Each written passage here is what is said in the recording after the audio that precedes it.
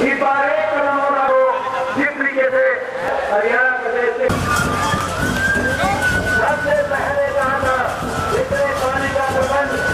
और सबसे पहले किसानों के लिए सबसे करने की सहायता किया निर्माण करवाना आपके बीच में किसी प्रकार का कौन है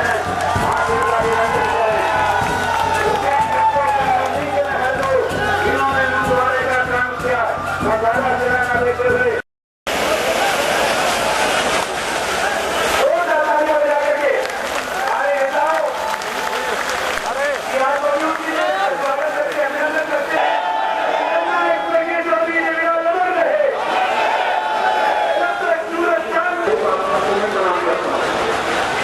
पूरी तरह से हावी वो राजनीति खतरे में और किसान जातियों के हाथ में संकलन करके राजनीति वही पहुंच गई इस राजनीति का मेरा खास करके ये जो सामने सारे देश का नेतृत्व कर रहे थे जो को चढ़ा रहे थे काम कर रहे थे आज हमारे बीच में जो मेहमान आए हुए हैं कांग्रेस पार्टी का उठाने का पूरी तरह से हावी मुझे नहीं पता इसमें क्या करे प्रधानमंत्री बनते ही लोक कल्याण में मौजूद हरियाणा ही नहीं और एक आदमी को ये समझाए मंगलवार के साथ ही देवास से लेकर यमुनानगर सबसे पहले हमारे पार्टी के तमाम पदाधिकारियों को जिन्होंने आप लोगों को घर घर जाकर के निमंत्रण दे करके कहा 25 सितंबर को छोड़ी गई गाल को यहाँ पे श्रद्धा सुमन अर्पित करने के लिए करना चाहे वही हमने हरियाणा प्रदेश में पिछले दिनों में कांग्रेस और भारतीय जनता पार्टी ने दोनों ने मिलकर के इस प्रदेश के आपसी भाईचारे को बिगाड़ने के लिए इस प्रदेश के आपसी भाईचारे को खराब करने के लिए जो षड्यंत्र फरवरी के महीने में जाट आरक्षण आंदोलन जब चल रहा था जिस तरह का षड्यंत्र कांग्रेस और भारतीय जनता पार्टी ने मिलकर के रचा था मेरे से पहले बोलने वाले सारे साथियों ने आपके सामने बड़े विकास से सारी बातों पर चर्चा करी थी कि किस तरह से हरियाणा प्रदेश के भाईचारे को खराब किया जा सके इसलिए हरियाणा प्रदेश को फरवरी के महीने में 19 फरवरी से लेकर के 23 फरवरी तक लगातार न केवल हजारों करोड़ की संपत्ति को नष्ट करवाने का काम किया बल्कि आंदोलन के साथ जुड़े हुए उन नौजवान साथियों को जिनका कोई कसूर नहीं था वो केवल और केवल इसलिए आंदोलन कर रहे थे कि कांग्रेस की जाति सरकार ने केवल 5 जातियों का वोट कैसे कांग्रेस के पक्ष में आके उसके लिए एक लालच देने का काम किया था जाते जाते कांग्रेस के लोगों ने 5 जातियों को आरक्षण में शामिल करके केवल वोट हटाने के लिए आधे अधूरे दस्तावेज तैयार करके केंद्र की सरकार के पास भेजे थे और आपके बीच में आकर के कहा था कि हम आर्थिक तौर पर आप लोगों को मजबूत करना चाहते हैं साथियों कांग्रेस ने 5 जातियों के साथ विश्वासघात किया सुप्रीम कोर्ट से जब वो फैसला रद्द हुआ हरियाणा प्रदेश की भारतीय जनता पार्टी की सरकार बनी थी हमारा असेंबली का पहला सेशन चल रहा था मैंने सरकार से उस सेशन के दौरान ये बात पूछी थी कि मुख्यमंत्री जी कांग्रेस के लोग केवल वोट के खातिर इन 5 जातियों को आधे अधूरे दस्तावेज तैयार करके इनका वोट हासिल करना चाहते थे आज ये 5 जातियों का आरक्षण सुप्रीम कोर्ट से रद्द हो गया है क्या प्रदेश की सरकार नए सिरे से इनको आरक्षण में शामिल करने का काम करेगी मुख्यमंत्री ने आश्वासन दिया था कि मैं अपने साथियों से विचार विमर्श करूंगा मैं वकीलों से मिलकर के पूछूंगा कि कौन सी कमियां और खामियां लगी थी जिसकी वजह से इन 5 जातियों को आरक्षण से वंचित कर दिया गया मैंने मुख्यमंत्री से विधानसभा में कहा था कि आप नए सिरे से 5 जातियों को में शामिल करोगे, हम आपकी विधानसभा में आपका हरियाणा प्रदेश में स्वागत करेंगे। लेकिन साथियों, भारतीय जनता पार्टी की नीति में खोट था, खराबा था, इसलिए भारतीय जनता पार्टी के लोगों ने, सरकार में बैठे हुए, पार्टी में बैठे हुए लोगों ने हरियाणा प्रदेश की पांचों जाति के लोगों से केवल ये कहा कि हम सुप्रीम कोर्ट में आपकी पैरवी करेंगे और हम आपको पांचों जातियों को आरक्षण में शामिल करेंगे। लोगों ने लगातार उनकी बात में विश्वास किया, लेकिन एक समय ऐसा आ गया जब प्रदेश में 18 महीने बीत गए, लोगों का विश्वास सरकार से उठ गया। मजबूर होकर के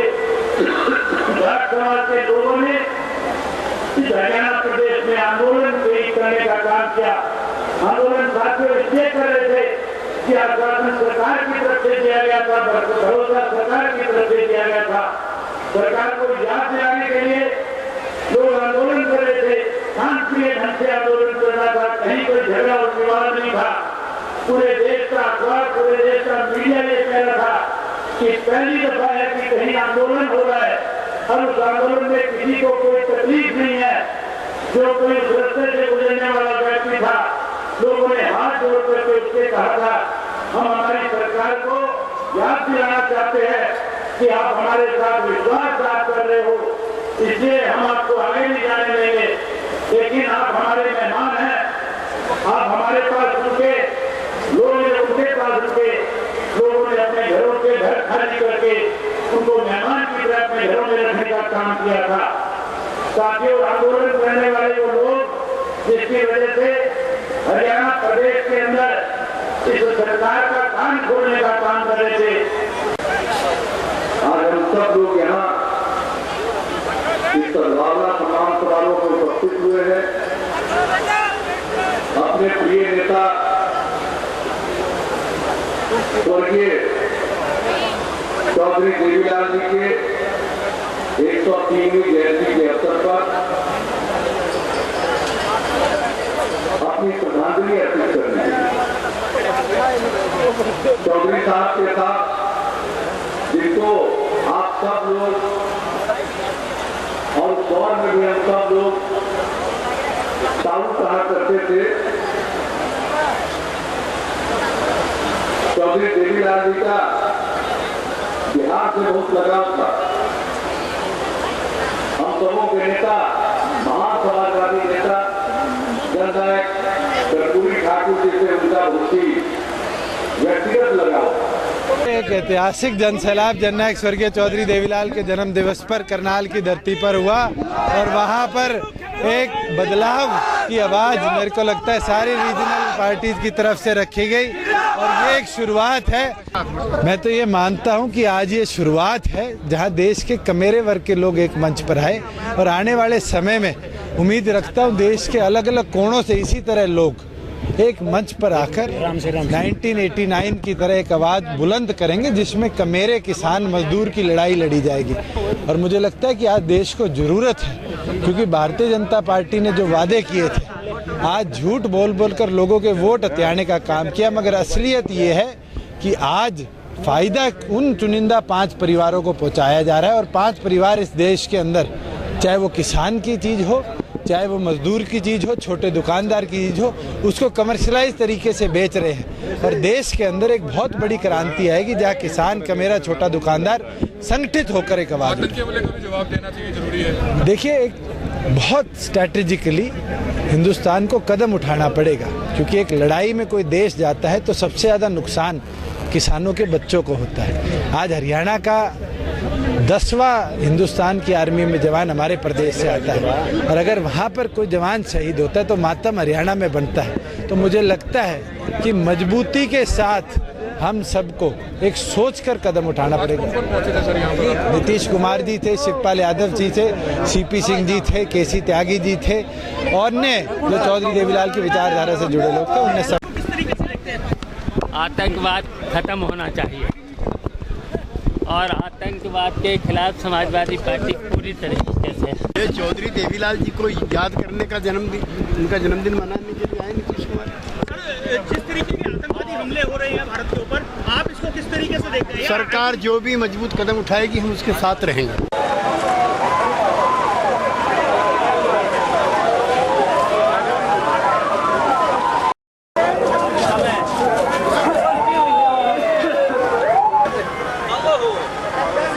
क्या कहेंगे? आज आप देख रहे हो किस तरह की रैली थी। आज हमने अपना ही पुरानी रैली का रिकॉर्ड तोड़ने का काम किया है। आज पूरे हरियाणा प्रदेश से चौधरी देवीलाल को श्रद्धा सुमन अर्पित करने के लिए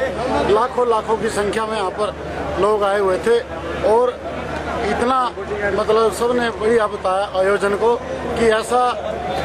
आयोजन कहीं भी नहीं हमने देखने को मिला जैसी व्यवस्था करनाल वालों। कौन कौन मुख्य पहुंचे थे यहाँ? नीतीश कुमार जी बिहार के मुख्यमंत्री और शिवपाल यादव जी उत्तर प्रदेश समाजवादी पार्टी के अध्यक्ष और दूसरे कई नेता आपके सामने जिन्होंने यहाँ स्पीच दी, केसी त्यागी जी, भारती जी, सभी पहुंचे और सभी ने